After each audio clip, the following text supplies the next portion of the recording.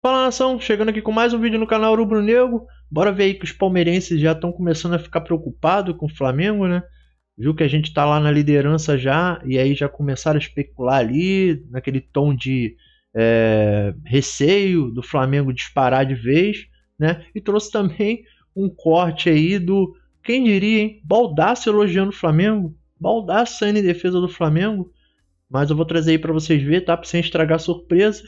Os créditos vai estar na descrição, tá? Verifica se você está inscrito no canal. Deixa esse likezinho aí para dar essa força, não custa nada. Vai me ajudar muito aqui, tá? Comentem aí embaixo o que vocês acham. E vambora lá pro vídeo, que aqui é sem enrolação. Flamengo que preocupa estando na liderança do campeonato. E a campanha nesse primeiro momento de Palmeiras e Flamengo é muito semelhante, né? O Palmeiras enfrentou um adversário complicado na estreia, que é o deveria ser o Botafogo, que não está mostrando o que é o Botafogo, é esse grande time, que nós vamos falar aqui também, e o Flamengo pegou o Internacional de Porto Alegre. Essas duas primeiras partidas foram fundamentais. O Flamengo empatou em casa, poderia ter ganho, mas era o Internacional, um time complicado, que é o próximo adversário do Palmeiras, e o Palmeiras enfrentou o Botafogo, que é o atual campeão brasileiro e o atual campeão da América. Então a campanha dos dois tem sido iguais. O primeiro jogo era um adversário complicado em casa, os dois empataram, deixaram 2 pontos, e depois o Flamengo ganhou o jogo hoje, que não vai ser todo mundo que vai ganhar do Grêmio lá, mesmo o Grêmio não tendo feito uma boa campanha, não é fácil ganhar do Grêmio fora de casa, como também não é fácil vencer o Sport lá em Recife, como o Palmeiras venceu ali na Bacia das Almas, mas acabou vencendo, tá bom? Então as campanhas semelhantes, e agora Palmeiras e Flamengo lideram, na verdade o Flamengo tá na frente do Palmeiras por um golzinho a mais, e nós vamos falar muito sobre isso, sobre as declarações do Abel.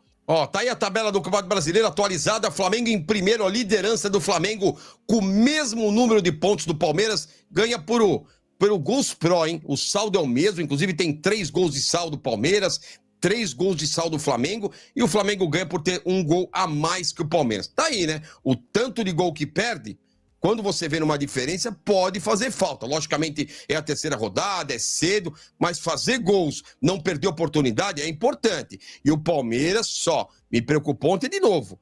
Uma enxurrada de gol perdido, e quem resolveu foi a defesa. É só balão o tempo inteiro. E a gente sabia que ia perder pro Flamengo. E digo mais, o Flamengo veio a Porto Alegre treinar. O Flamengo treinou em um treino leve. O Flamengo fez aquele treino para tirar o avião do corpo. Se o Flamengo aperta um pouco mais, consequentemente o Flamengo teria feito mais gols no Grêmio. O Grêmio não teve nenhum tipo de reação. Teve um momento do jogo que ele tira o 5 para botar um 5. Aí depois ele tirou um 10 para botar um 10. Aí por fim ele tirou um 7 para botar um 7. Meu Deus do céu, o que isso pode modificar tu tendo no outro lado um time que tem mecânica de jogo, que tem um grupo qualificado, que tem um técnico que pensa jogo diferente do Quinteiros? Nós recebemos recados ontem ao longo da minha jornada dizendo o seguinte: pô, Bagé, eu sou torcedor do Flamengo, eu moro no Rio de Janeiro e muitas vezes eu fui a Porto Alegre. Mas sabe que antes eu ia a Porto Alegre com medo de perder pro Grêmio. Agora sabe por que eu não vou? Porque eu sei que eu vou ganhar.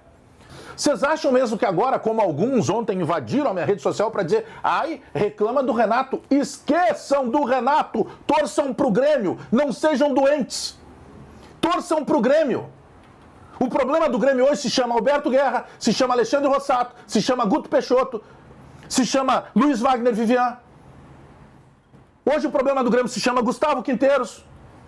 É esse o problema do Grêmio, encarem isso. Presidente Guerra, por favor, entenda, o senhor é gremista assim como eu. Eu duvido que o senhor queira que esteja acontecendo o que está acontecendo com a sua gestão. Tome uma atitude.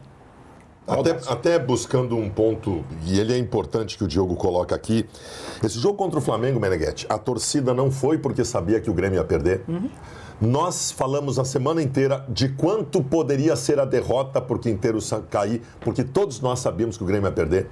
O Flamengo jogou em campo com a vontade de quem sabia que iria ganhar, mas talvez não precisasse desgastar tanto. Só aí já tem um erro.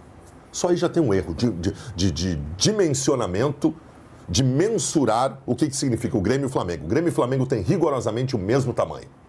Grêmio e Flamengo têm rigorosamente o mesmo tamanho. Isso não pode ser normalizado. Não pode ser normalizado. Começa por aí. Em campo ontem, num confronto constrangedor entre Flamengo e Grêmio, eu até posso citar que o Flamengo tem melhores jogadores do que o Grêmio. E que isso também faz a diferença. Óbvio que sim, beleza. Mas o Grêmio faria, em qualquer outro momento da sua história, enfrentamento.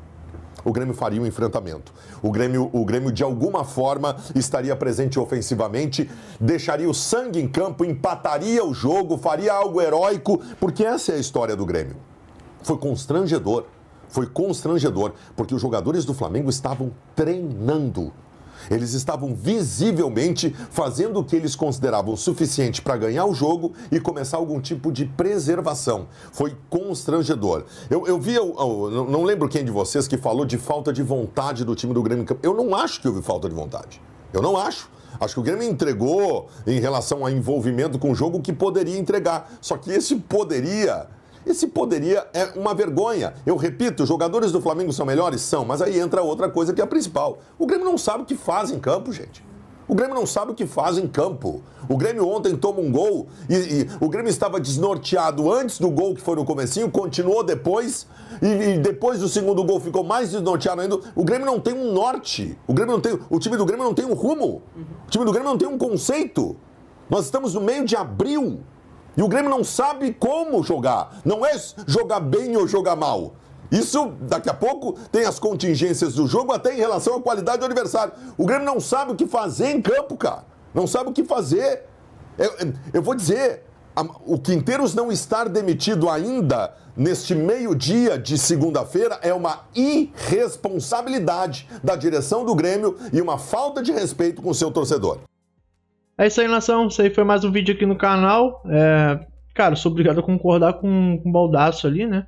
Só que, pô, ficar igualando o mesmo patamar, não tá. Dizer que o Grêmio tá no mesmo patamar que o Flamengo, nem o Inter tá.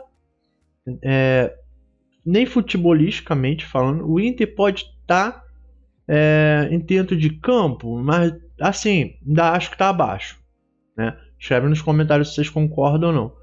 Agora, de termo de grandeza, não se compara, né? Agora, em termos de história dentro do futebol, podemos ali colocar nas prateleiras não só ele, como o Botafogo, Vasco, entre outros aí, termos números de título, tudo mais. Importância para o futebol, no geral, né? Que são chamados clubes dos 13, né?